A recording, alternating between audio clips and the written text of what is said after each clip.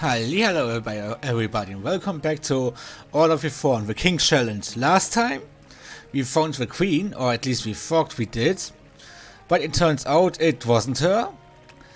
And it also turned out that Thorne, who actually tried to snatch our victory from us, isn't really the hero he said he was. So we are back in this Kragma, the town. And we have several things we want to give away. So let's do that at first. Because we want that jar. And for that we need... Come in, lad. Take a look around. Here's a little present. Well, not really a present. I have the mushroom you asked for. Ah, thank you, young bud. Please, take the jar in payment. Much appreciated, shopkeeper. I've got some housekeeping to do, bud. Tell me if anything catches your eye. Aside from the soup, nothing. You're quite welcome, young bud. And that's already it.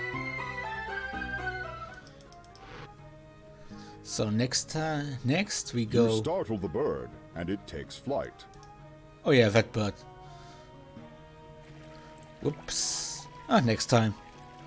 Oh yeah, Thorne also told us we should maybe go to ask Brother Kunshin about Lord Sinister. We do it another time. Not now. It isn't also important for the plot, I think. You enter the old... I was just thinking, should I do it in an extra video or should I make it here? Include it in this part? First of all, let's go to the potion maker, to the potion shop, and give her the stuff she wanted. No, we don't have everything, but we can at least help her with a little thing. You hand the rose to Glenda. Ted asked me to give you this rose. It symbolizes his love for you. Pure and beautiful. Oh my! This is beautiful. Ted is such a romantic. She looks off with a sigh and a wistful gaze in her eyes. Did no one else ever give her, you know, roses or flowers in general? Oh well. No, next part. I think it was this.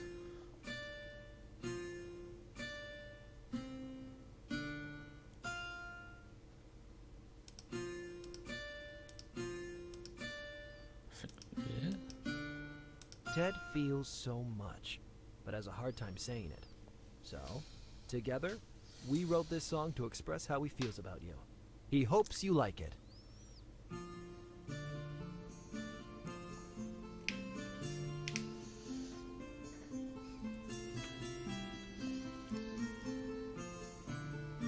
What a beautiful song!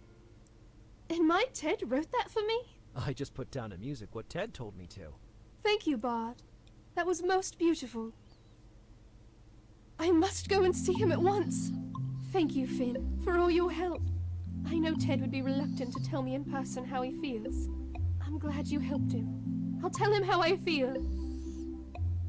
Aww. Actually, we wrote the song on our own, but Glenda okay. sighs wistfully and exits the shop, full of love and hope. Good luck, Glenda and Ted. My work here is done. It's good to be a bard. That is true, Finn, that is true. But seriously, did no one ever give her flowers? I mean, okay. Oh, you know what? I think I will include... You enter the old and neglected monastery. I will include the story of Lord Sinister in this part. I will just... Good to see you, young Finn. I will just turn off the mic because now there's another long cutscene and I don't want to breathe into the mic all the time. So have fun until later. Tell me of Lord Sinister, please. Sinister was a powerful enemy of ours. He sought power beyond the means of this world, and paid dearly for it. So did the rest of Yuya. It was lucky he was stopped before more damage took place. You see, Finn, the Order has been here for countless years, and in protecting the land and its people, we protect something greater as well. It goes back long ago to what most consider myth now, and the story of Arcturus. Yes, of course. I've heard tales and songs from my father. We at the Order consider it among our highest priorities to preserve the story of Arcturus. Tell me of Arcturus. Over a millennia ago, Yuya was a young world. So much chaos and strife. The people were divided into many warring factions. The people of different lands were distrustful of each other. Many were greedy for what others had. One day, though, out of the mists of the north, there came a simple man. He could not say where he came from. He only carried with him what appeared to be a simple sword. But somehow he gathered people to his banners. The greatest warriors of many nations began to follow him.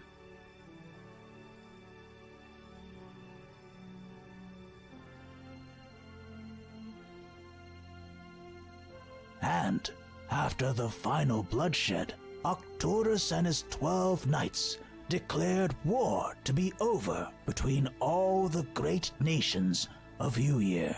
Arcturus and his men built a great castle at Mor Cleom, and it was there that he founded the Order of the Thorne.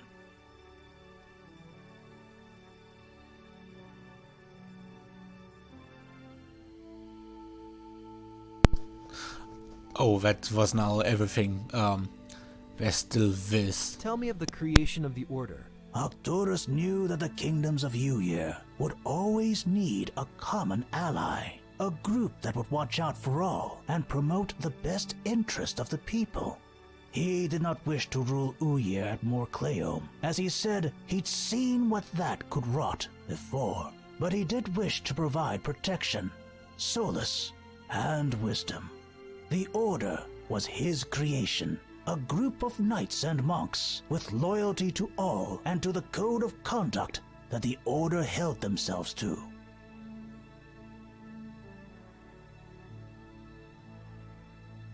Arcturus's banner was a sword entwined by a vine with thorns, and those who flocked to his banner adopted it as their standard too. It was only logical to the founding fathers of the Order to call themselves the Thorne. Soon, monasteries and great halls of the Order of the Thorne spread across Yuya, some even reaching the highest peaks of the Mirror Mountains.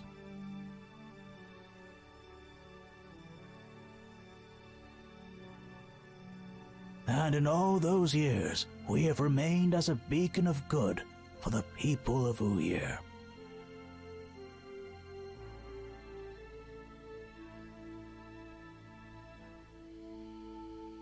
What happened to Arcturus? Well, Arcturus, as shrouded in mystery as his origins were, was still just a man. He aged, but continued to stay and serve for many years. It is regarded as myth by most now, but our official documents trace over 200 years that Arcturus stayed with us. Yet even as he grew older, his vitality remained unimpeachable. One day, though, he said that his time here was past due, and that he needed to leave.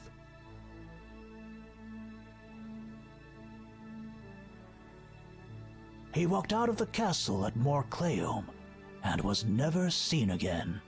Years later, a letter was found, written from him to his first commander, Regent. In it, he explained that he had to return to a place called Avalon to take the boat home, as he put it. Many have searched for Avalon, but it is no place that we know of.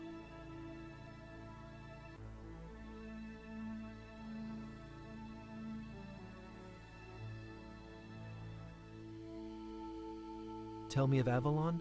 Avalon is a mystery to the Order. Even after all these years, we've had many adventurers and scholars search for and study, but nothing could ever be found. Sinister, in fact, was a student of the Order who went mad searching for it. It is said he became obsessed with it and the power it afforded Arcturus. This is the reason he began scouring Uyir and destroying villages and cities. He was convinced Arcturus hid the secret of Avalon somewhere in the realm.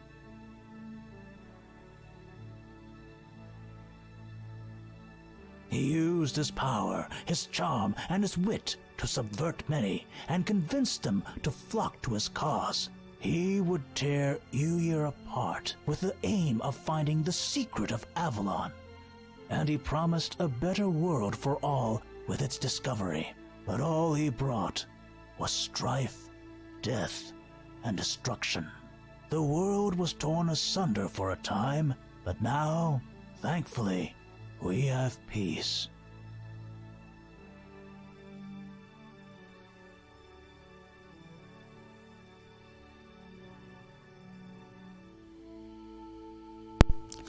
Okay, that was everything. Yeah, here you have to click on all the dialogues so to get the whole background story, but I think it was pretty interesting. Goodbye. Best to you, Finn the Bard. The Order is always here for you. Oh, yeah, I hope so. So, now let's go back to Ted and the Turtle and see what we can do now. Oh yeah, about the potion, which we need later. Glenda will come back later anyway, so no problem. We have to get an ingredient, certain ingredient anyway. And that's the Yuli juice. It's a map of... Yes. Okay, I wasn't so sure if I had to go over the bridge or not. I forgot for one moment.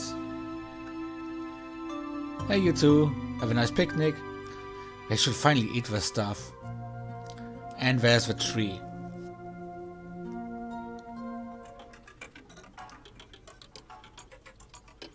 Now Ted's gone, I suppose I can help you. If you still want to go into the swamp. Yes, I do. Never, never wear swim trunks wet. That doesn't make any sense. People think I'm crazy, you know, but I say my brain just works differently from theirs. Well, thanks, Turtle. I will keep that in mind. Careful of the raptors in there. If you still insist on going into the swamp, some of them will just attack you straight away. But some are a bit more cautious. If you get a chance, try playing the Song of the Turtle for them. It calms them down.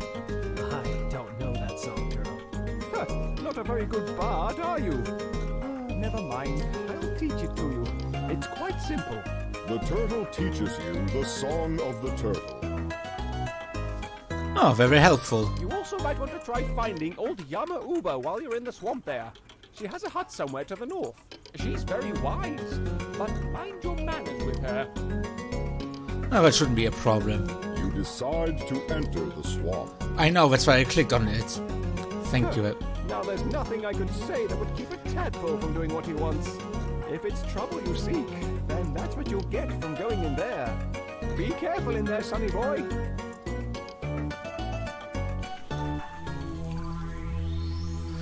Well, let's see. Creepy. The raptor is just watching you. Ah! What is that? That's a raptor. There's definitely a large monster in there. Scary looking big old lizardy things, eh? You might say that. Try to warn you, sonny boy. You ain't gonna get far with them blocking your way. What can I do? Well, play that darn song I taught you to calm the raptor at least, sonny boy. You decide... Be careful in there, sonny boy.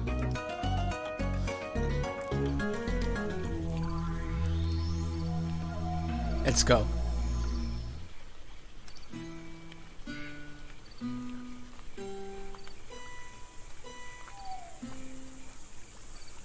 Wait. That wasn't right. What? Oh yes. This and then this.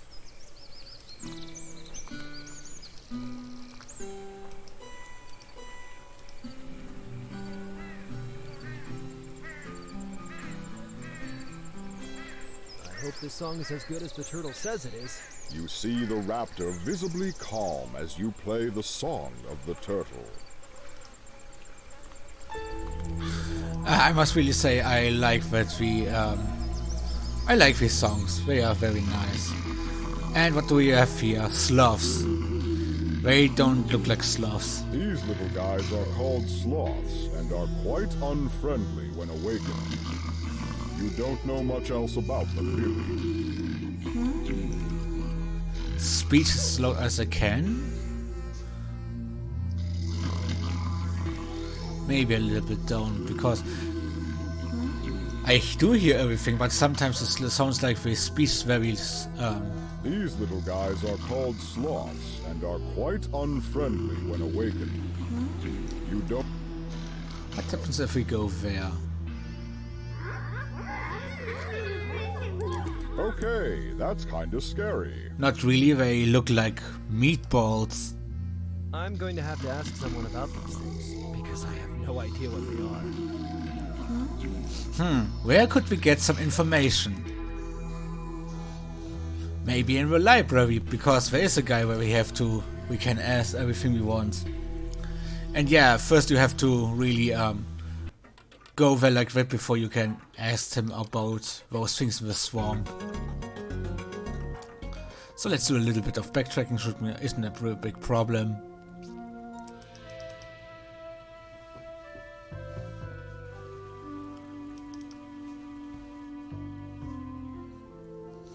3 minutes left. I think we should manage this back to the swamp. Until then.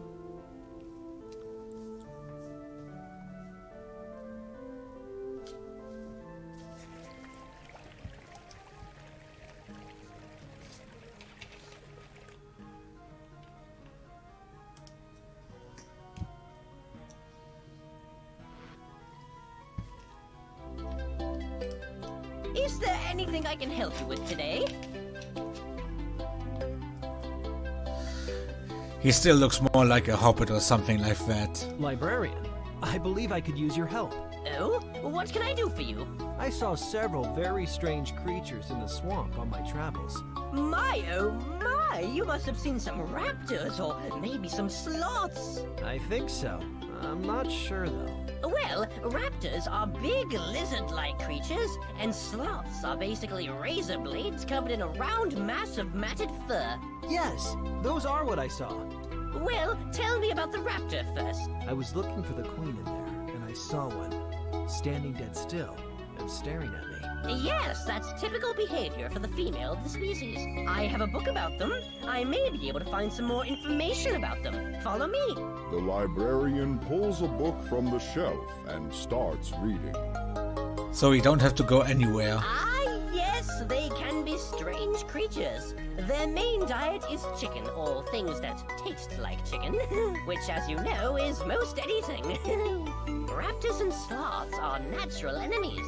Raptors love to eat sloths. They taste like chicken? Oh, yes, especially if you batter coat them and deep fry them in oil. Delicious! I'll keep that in mind. So, raptors hate sloths and will eat them? Yes, both male and female raptors will attack them. The females are less dangerous than the males. They stand rigid when spotted, although they don't tend to attack people. They have been known to attack smaller animals, though. The males are the patrollers and sentries. They patrol their hunting grounds, and if they run across a potential predator, they knock them out with their massive front legs. Yikes. Indeed. Now, both male and female raptors look the same, so you won't be able to tell the difference by sight. My advice would be to avoid them if possible. That's about all I can help you with there. I hope it's of use. Got it. Try to avoid them, and they like chicken, but hate sloths. Who taste like chicken? Right. Well, sounds good to me. Thank you again. My My pleasure. Knowledge is power, you know.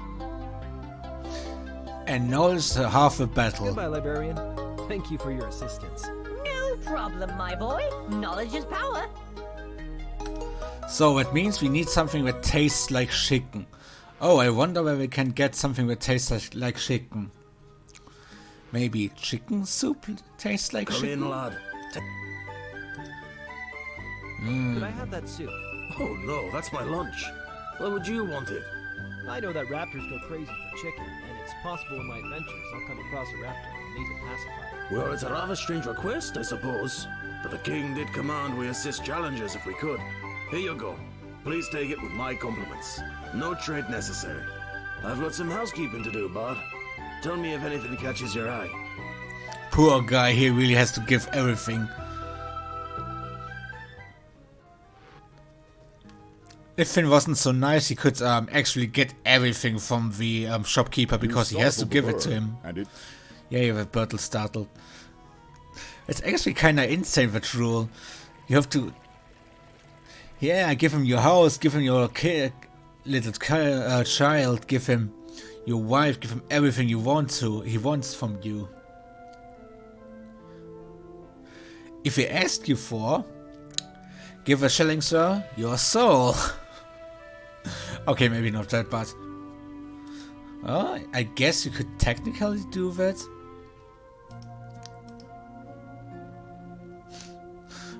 Well, let's go. You decide? Yes, we decided so to do Be so. careful in there.